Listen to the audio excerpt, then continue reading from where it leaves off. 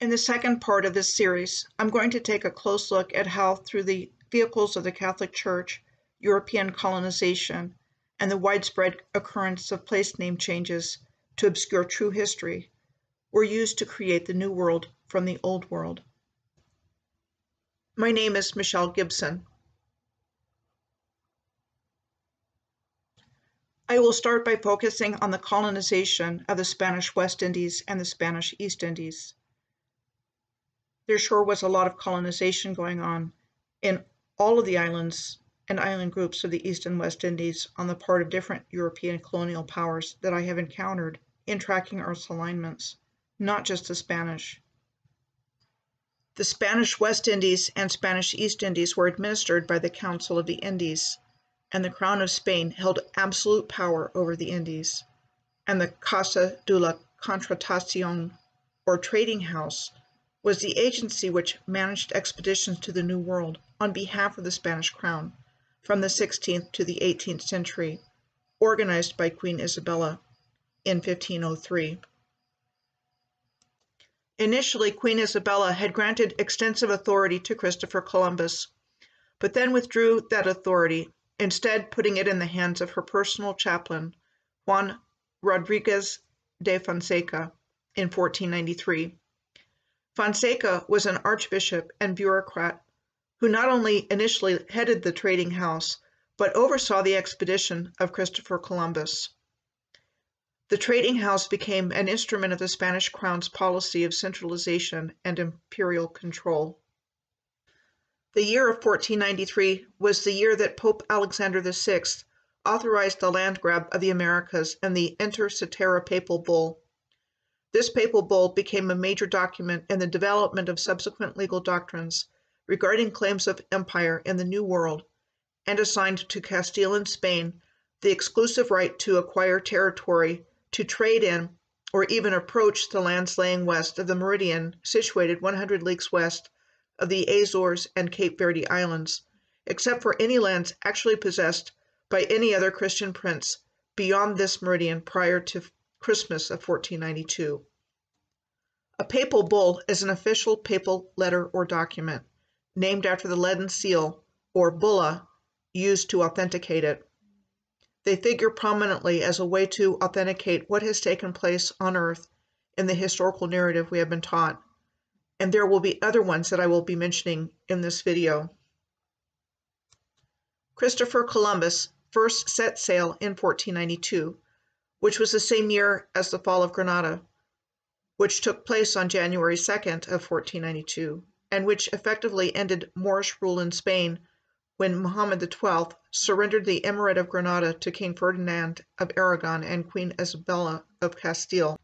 I have come to believe through my research that negative beings hijacked the positive timeline that humanity was originally on by creating a 3D time loop between 1492 and 1942, and deliberately causing a liquefaction event resulting in a worldwide flood of mud, which wiped out an advanced civilization of giant humans. And I believe the Philadelphia experiment in July of 1942 was involved in how they accomplished this. I talk about why I believe this extensively in my video, My Take on the Mud Flood and Historical Reset Timeline. The Council of the Indies began the Archives of the Indies, which contains priceless documents that provide a key to the history of Spain's relationships with its overseas colonies in the Americas. The Archive of the Indies is housed in what is called the Ancient Merchants Exchange of Seville, and the man to whom it was attributed is Juan de Herrera, a Spanish architect, mathematician, and geometrician with a construction start date of 1584. The Council of the Indies was said to have been established in 1524 by Charles V, King of Spain, Holy Roman Emperor, and Lord of the Netherlands. I'm just going to share these two different portraits of Charles V I have found in my research, revealing similar facial structure between the two portraits, the tilt of the chins, the similar clothing, and a similar looking hand. The Council of the Indies was created following the Spanish conquest of the Aztec Empire in 1521, in the historical narrative we have been given.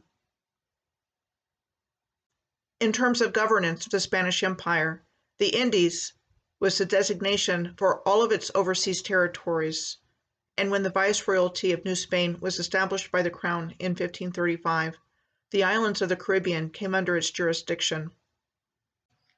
The islands claimed by Spain were Hispaniola, an island in the Greater Antilles which is divided into the countries of Haiti and the Dominican Republic, Cuba, Puerto Rico, St. Martin, the Virgin Islands, Anguilla, Montserrat, Guadeloupe, the Lesser Antilles, Jamaica, the Cayman Islands, Margarita Island, Trinidad and Tobago, and the Bay Islands. I have chosen to take a look at two of the islands in the Spanish East Indies. The first is Cuba. We are told that before Columbus arrived in his first voyage on what became known as Cuba on October 28th of 1492 and claimed its islands for the new kingdom of Spain, the indigenous inhabitants were the Taino, the Guanahatabe, and the Siboney people, who, we are told, were all farmers and hunter-gatherers. The first Spanish settlement and capital was Baracawa, still a municipality and city to this day in Guantanamo province, near the eastern tip of Cuba. It is notable that we are told that there were 3 Spanish fortifications here that were built during the 18th and 19th centuries to protect the city from pirates and privateers. El Castillo, which is now a hotel, Matachin Fortress, and La Punta, which is now a restaurant. Cuba's capital today, Havana, was said to have been founded in 1515 as San Cristobal de la Habana. Due to Havana's strategic location, it served as a springboard for the Spanish conquest of the Americas and became a stopping point, we are told, for the treasure-laden Spanish galleons on the crossings between the New World and the Old World. Treasure-laden? Going from the Americas to Spain? Here are some sites from Old Havana, all claimed by the Spanish as their infrastructure.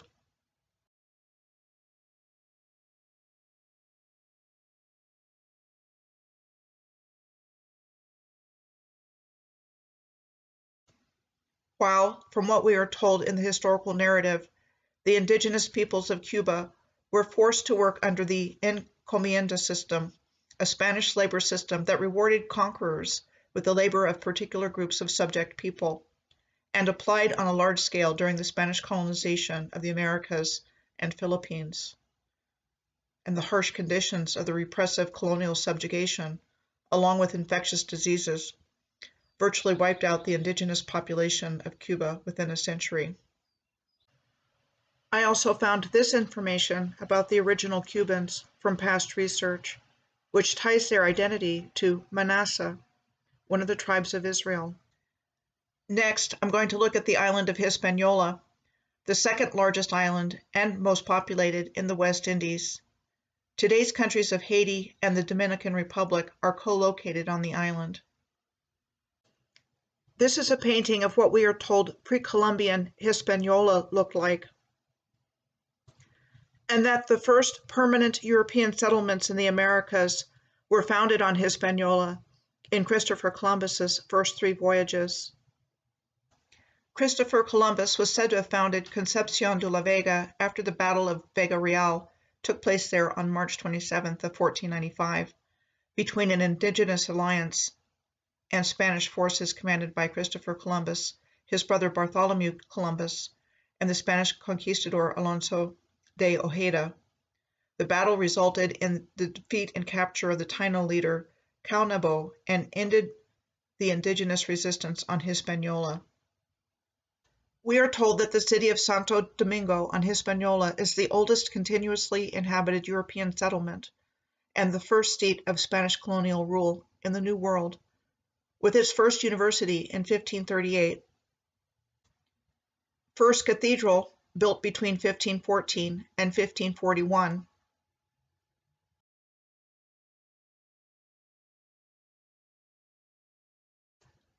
first fortress, the Ozama fortress, said to have been built by the Spanish between 1502 and 1515.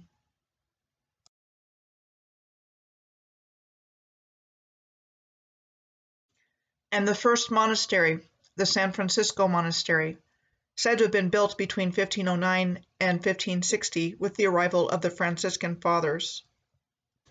The Franciscans were members of related religious orders said to have been founded by St. Francis of Assisi in 1209.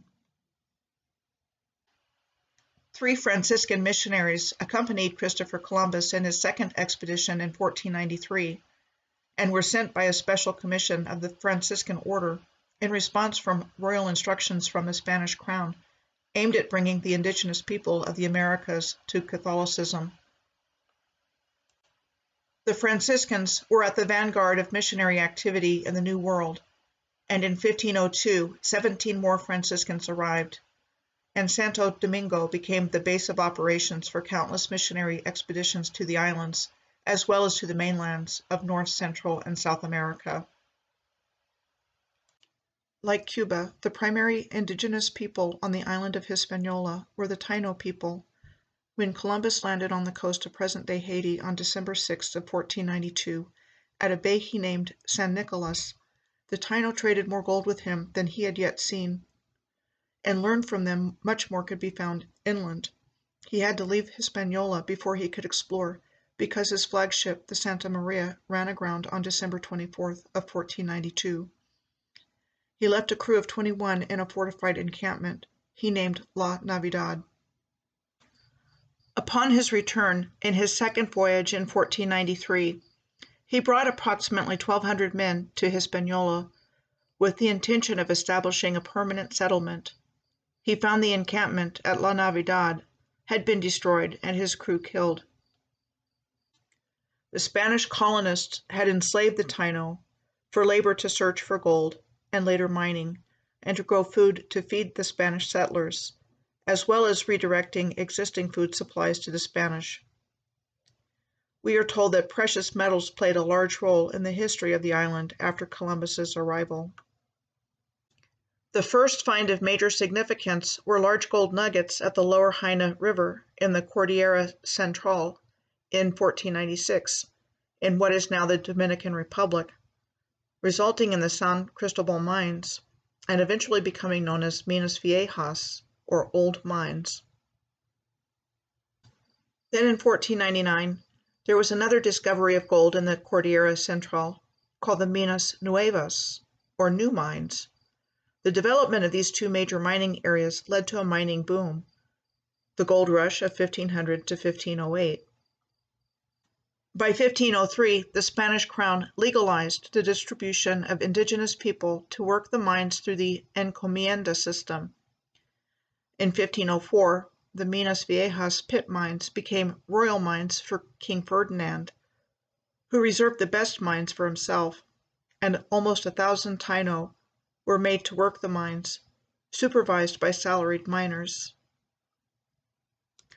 We are told that as a result of the Encomienda system and its harsh repressive practices, the indigenous population of Hispaniola was reduced from 400,000 in 1508 to 26,334 by 1514. In 1665, French colonization of the island was officially recognized by King Louis XIV, and in 1667, the western third of the island was officially ceded to France by Spain by the Treaty or Peace of Ryswick, which ended the 9 Years' War between France and the Grand Alliance, which included Spain, England, the Holy Roman Empire, and the Dutch Republic. The French colony on Hispaniola was named Saint-Domingue, and soon became the richest and most prosperous colony in the West Indies, with a system of slavery used to grow sugar cane during a time when the European demand for sugar was high. We are told that Haitian slaves were inspired by the message of the French Revolution, which lasted between 1789 and 1799, and rose up in revolt in 1791, and established the Republic of Haiti in 1804. Haiti's history since then has been tumultuous for a variety of reasons, and for simplicity's sake, I'm going to focus on a few things that caught my attention. A key leader during the rebellion, Henri Christophe, became the first president of the state of Haiti in northern Haiti in 1807, which was separate from the Republic of Haiti to the south. He was said to have built the mountaintop Citadelle La Fière in northern Haiti near Cape Etienne, one of the largest fortresses in the Americas.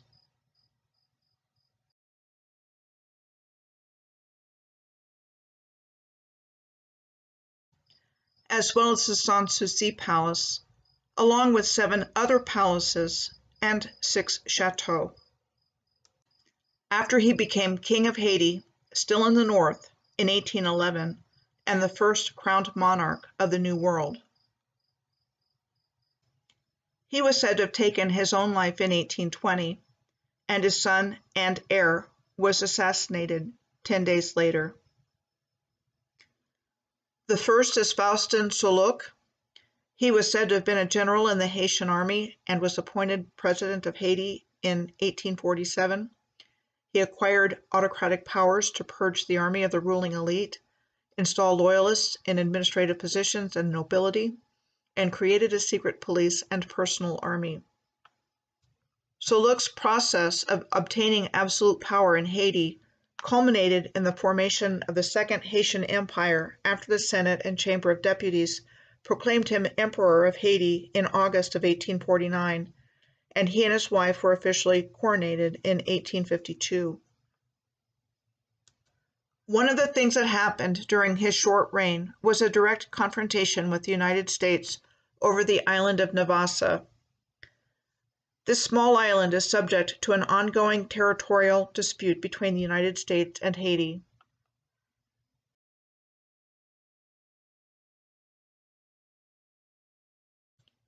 The United States has claimed the island since 1857, based on the Guano Islands Act of 1856. The legislation essentially said that an American could claim an uninhabited, unclaimed island if it contained guano or bird droppings, which was an effective early fertilizer. Haiti's claims over Navassa go back to the Treaty of Wisswick in 1697, which I mentioned previously, establishing French possessions in mainland Hispaniola that were transferred from Spain by the treaty. Soulouque dispatched warships to the island in response to the incursion, but withdrew them after the United States guaranteed Haiti a portion of the revenue from the mining operation there. This is the deactivated lighthouse on Navassa. This is the only building left of what was previously on the island, possibly including this star fort identified as having been at Lulutown on Navassa, but I can't confirm this finding because whatever was there isn't there anymore. Lulutown was previously situated around Lulu Bay on Navassa Island. In 1858, a revolution was led against him by another Haitian general, Fabre-Gaffard, and the army of Emperor Faustin I was defeated in December of that year, and he was exiled to Jamaica with his family after he abdicated his throne on January 15th of 1859. I was drawn to look into this historical figure in Haiti because of the dates of his presidency and imperial reign coincide with 1851, the year I believe marked the official start of the New World historical reset timeline, with the Great Exhibition of the Works of Industry of All Nations of 1851, held in the Crystal Palace in London between May 1st and October 15th of that year, and the first in a series of World's Fairs, exhibitions of culture and industry that became popular in the 19th and 20th centuries. There are several other things I would like to bring forward. There was a small German community in Haiti of approximately 200 people in 1910 who wielded a disproportionate amount of economic power, controlling utilities, the main wharf, and rail lines.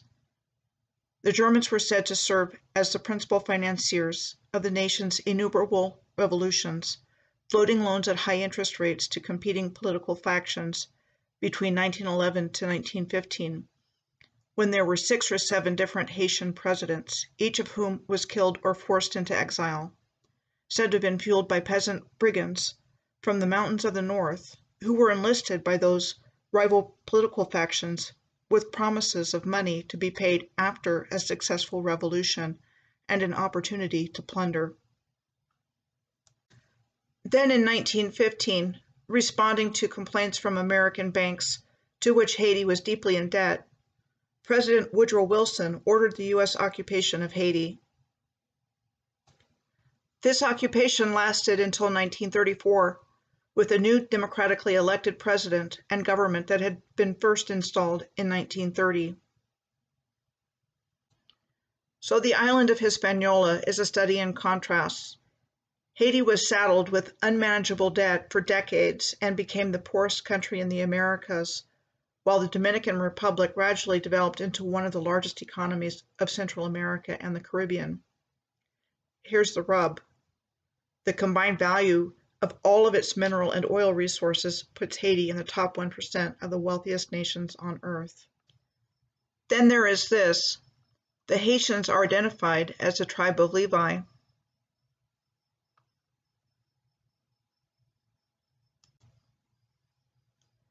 And the Dominicans as the tribe of Simeon.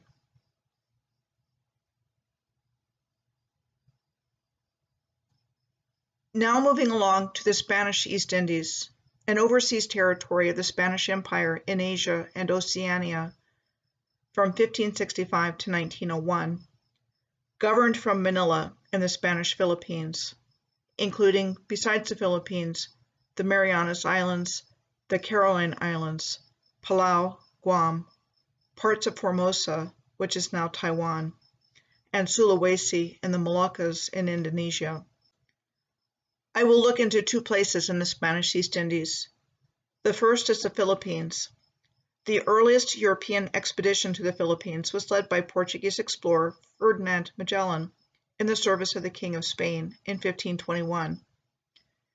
He made landfall there on Homanhon Island in eastern Samar at the mouth of the Leyte Gulf.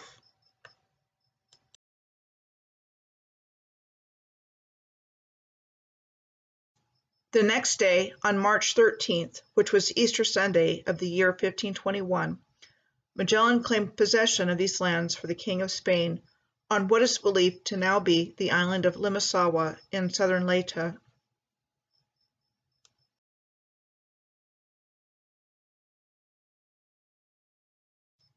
Magellan and 14 of his men were said to have died shortly thereafter in the Battle of Mactan, which took place on April 27th of 1521 on the Mactan island of Cebu. This monument to Magellan was said to have been erected on Mactan Island in 1866, on the spot where he was said to have been killed.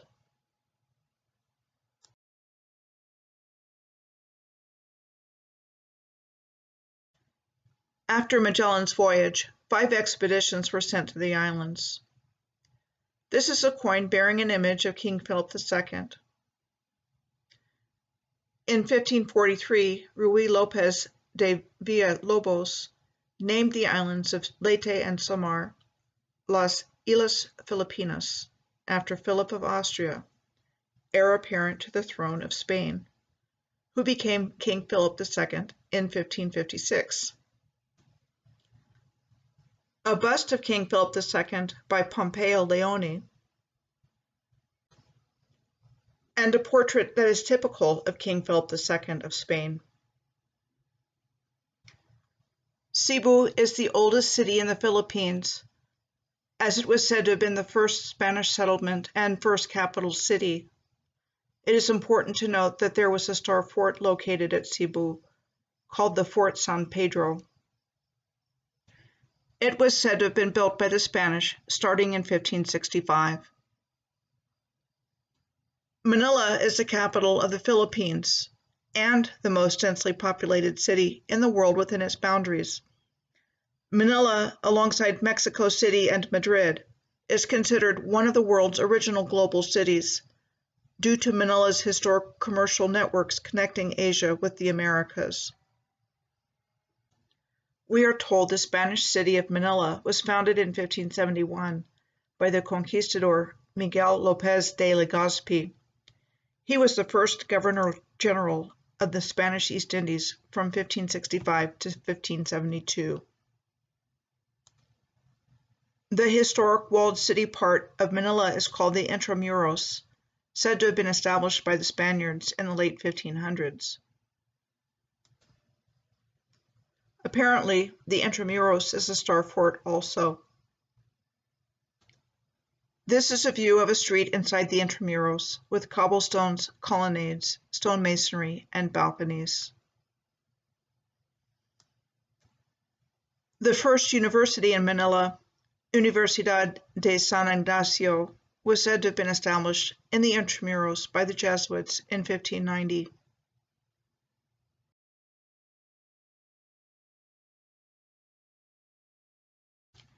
In 1540, Pope Paul III had issued a papal bull forming the Jesuit order under the leadership of Ignatius Loyola, a Basque nobleman from the Pyrenees in northern Spain. The Jesuit order included a special vow of obedience to the Pope in matters of mission direction and assignment. With regards to the efforts to establish one universal hierarchical organized religion, in which humanity was taught it needed an intermediary to reach the Creator, the main Catholic missionaries, besides the Franciscans, were the Jesuits, Benedictines, and Dominicans, and most likely involved in many activities of cultural obfuscation, some known, and many more not known. When I looked up Philippines, Lost Tribe of Israel, this popped up. The Philippines is one of the places believed by many to be the biblical wealthy land of Ophir. Other candidates for Ophir include the Solomon Islands, India, Africa, and the Americas. The other place I'm going to take a look at in the Spanish East Indies is the Republic of Palau. Palau was made part of the Spanish East Indies in 1574. The seat of government of the Republic of Palau is located in Malikiak and called Najaromud. Malikiak is located in the central east coast of Palau's Babaldeab Island. The government was said to have moved here in 2006 from Koror Island, which is the population center of Palau. And the Capitol buildings were said to have been built in the middle of nowhere, just prior to the time of the move. The Badrolcha stone monoliths are located on the northern part of the island of Babaldaab. There are 52 here, some of them weighing over 5 tons. These monoliths are said to be made from a type of stone material not found here. I can't find a specific tribe of Israel associated with Palau, but I did find this. After Spain's defeat in the Spanish-American War in 1898, the islands of Palau were sold to Imperial Germany in 1899 under the terms of the German-Spanish Treaty.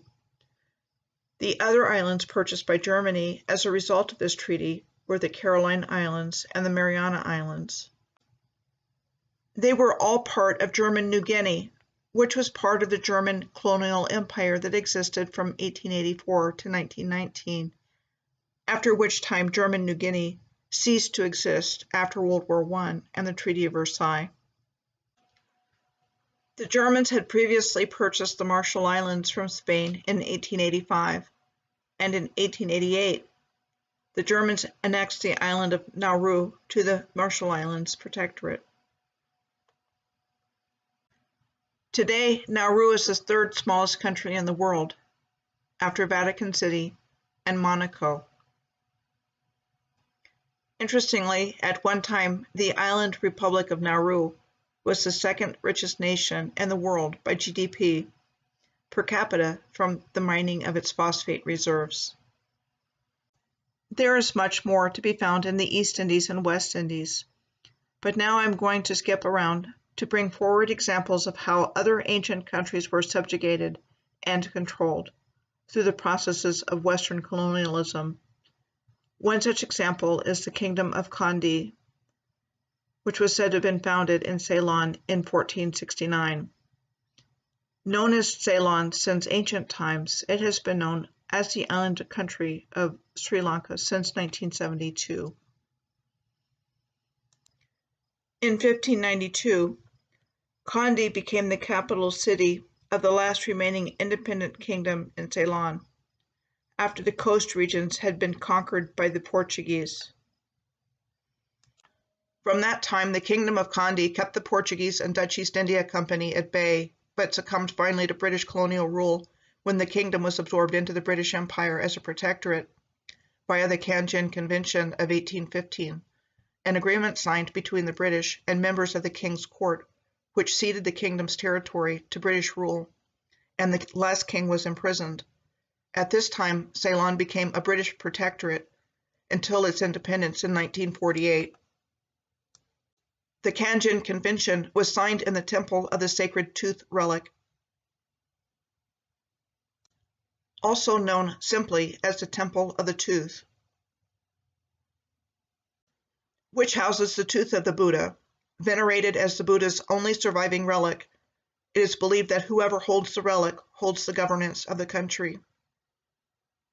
Another example of what happened is with regards to the northern African country of Tunisia, which was the historical location of Carthage, the capital of the ancient and powerful Carthaginian Empire, which was the same location as its modern capital, Tunis.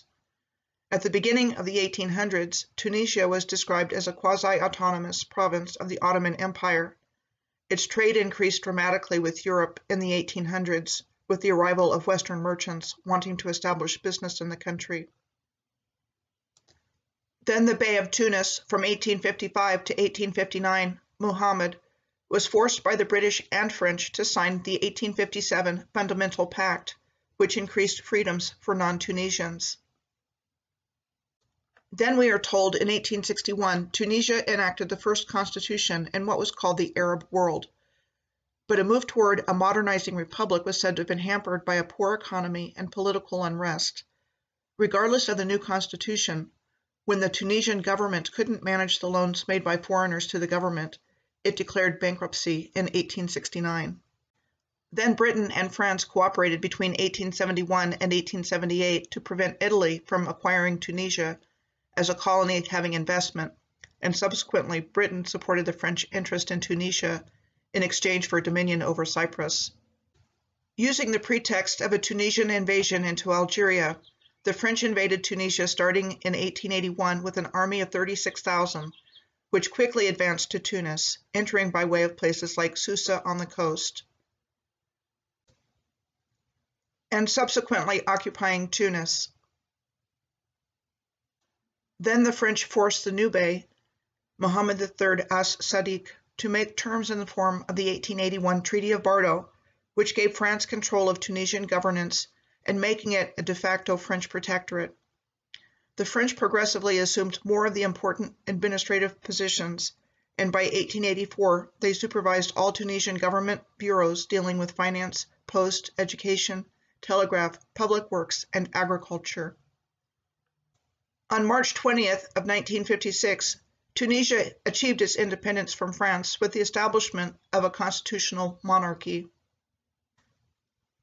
with the last Bey of Tunis, Mohammed VIII Al-Amin Bey, as the King of Tunisia. This state of affairs didn't last long, as the Prime Minister, Habib Bourguiba, abolished the monarchy in 1957 and proclaimed the Republic of Tunisia the same year, and served as its president for the next 31 years. At the same time the constitutional monarchy of Tunisia was abolished, the Beylik of Tunis was terminated as well, described as a largely autonomous Beylik of the Ottoman Empire. Another method by which original civilization's true history was obscured was by way of historical place name changes. Here are several examples of this practice, of which there are many more. The following were all empires unified within the ancient Moorish civilization, with its roots going back in the far distant past to the time of Mu, also known as Lemuria. Also known as the Barbary Coast and the Maghreb, Barbaria was the name given to a vast region stretching across northern Africa to the Canary Islands. The people who live in that part of northern Africa became known as Berbers instead of Barbars. What was the historical Tartarian Empire included present-day Korea, Japan, Mongolia, Tibet, and other modern Central Asian countries. And a chunk of it became known as Manchuria in Northeast Asia in the mid-1800s. The borders of today's country of Bangladesh were the major portion of the historic region of Bengal, an ancient civilization said to date back at least 4,000 years.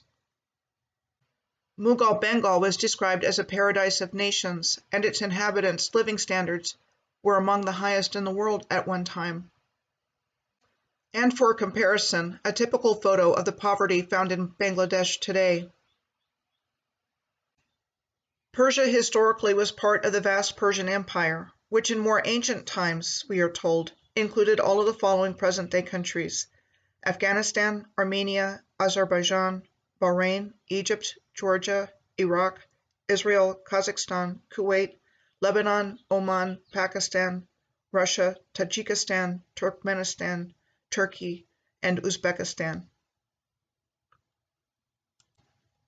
On the Nowruz, or New Year of 1935, the Shah of Iran, Reza Shah Pahlavi, asked foreign delegates to use the term Iran in formal correspondence. This also changed the usage of the country's national identity from Persian to Iranian. At one time, Euboea, a large island in the Aegean Sea off the eastern coast of what is now called Greece, was known by another name, Negroponte.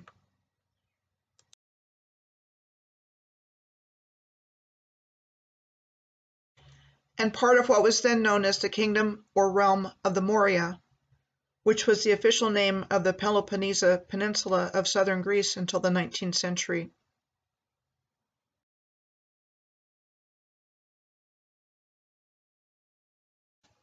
There are other pieces to the puzzle that are important to mention in this video before I conclude it. The main foundational piece for the Catholic Church's claims for dominion over all of humanity was the Unum Sanctum Papal Bull, which we are told was issued by Pope Boniface VIII in 1302. At the end of it, he writes, "Furthermore, we declare, we proclaim, we define that it is absolutely necessary for salvation that every human creature be subject to the Roman Pontiff." On December 22nd of 1216, the Dominican order was founded by Pope Honorius III via his papal bull called the Religiosum Vitam, and gave universal recognition to the order. This occurred during the Albigensian or Cathar Crusade in southern France, and the Dominicans were founded to preach the gospel and oppose the Cathar heresy, and/or any form of what was deemed heresy, which is defined as the formal denial of the orthodox beliefs of the Church and the adherence to correct or accepted creeds in religion. The peaceful Gnostic Cathars were brutally massacred in the Albigensian Crusade in southern France and Spain that lasted from 1209 to 1229, as the Cathars were tagged as a heretical sect. It is interesting to note that the small country of Andorra is located between these two countries in the southern part of the Pyrenees Mountains, all of which was a part of the historical Catalonia. Andorra has been ruled since 1272 to the present day as a diarchy, a co-principality of unelected heads of state, by whoever is the Catholic Bishop of Urgell and whoever is the President of France. Catalonia was partitioned as a result of the 1659 Treaty of the Pyrenees, ending the Franco-Spanish War, which took place between 1635 and 1659, during which time Catalonia revolted. The Spanish crown ceded the northern parts of Catalonia to France. Then in 1714, King Philip V of Spain imposed a unifying administration across Spain via the Nueva Planta decrees, which, like the other realms of the Crown of Aragon, suppressed the Catalan institutions and rights as a result of the War of Spanish Succession, when Catalonia changed its loyalty from Philip V to his rival Archduke Charles, whose English allies promised to uphold Catalan charters and institutions. What is the driving force behind the brutal animosity towards the people of this region and the desire to control it in perpetuity? I think there is a very important secret hidden here about the people who live in this region that surfaces in their oral traditions and sometimes in literature. The Inquisition started in the 1200s in France, during the same time period as the Cathar-Albigensian Crusade. The Inquisition was a group of institutions within the Catholic Church with a stated aim of combating heresy under the leadership of the Dominican order. The Spanish Inquisition was established by King Ferdinand and Queen Isabella in 1478 to maintain Catholic orthodoxy. Called the Tribunal of the Holy Office of the Inquisition, it is particularly known in history for its brutality and torture. So we are taught that all of this is normal and matter of fact in history in school, like there is nothing out of the ordinary or wrong about the Inquisition, which was by its very nature violating basic human rights and dignity, including torture, in the name of Christianity, just for having dissenting views. The lovely Office of the Inquisition is even still in existence to this day, only now it is called the Congregation for the Doctrine of the Faith. The powers that were didn't rewrite history from scratch. They rewrote the historical narrative to fit their agenda. And from the new official historical reset year of 1851, we have been immersed in learning their version of history from a very young age. And it sure looks like to me that the identity of the true Israelites was replaced with a false identity and hidden away, and, as we have seen, many were relegated to an existence of slavery, degradation, and marginalization if they weren't killed. This subjugation allowed for the identity of the Israelites to be co-opted by the Khazarian Jews and Zionists. The Rothschilds purchased Jerusalem in 1829 and subsequently acquired considerable land in Palestine in the 1800s and early 1900s. The Balfour Declaration was a public statement issued by the British government in 1917 during World War I, announcing support for the establishment of a national home for the Jewish people in Palestine, which was at that time a region of the Ottoman Empire, an empire which was partitioned at the end of World War I, losing its Middle East holdings, which were divided between the Allied forces, with Palestine going to the British. See how that worked? In the third and last part of this series, I will be taking a close look at how the sea voyages of the ages of discovery tie into the creation of the New World from the Old World.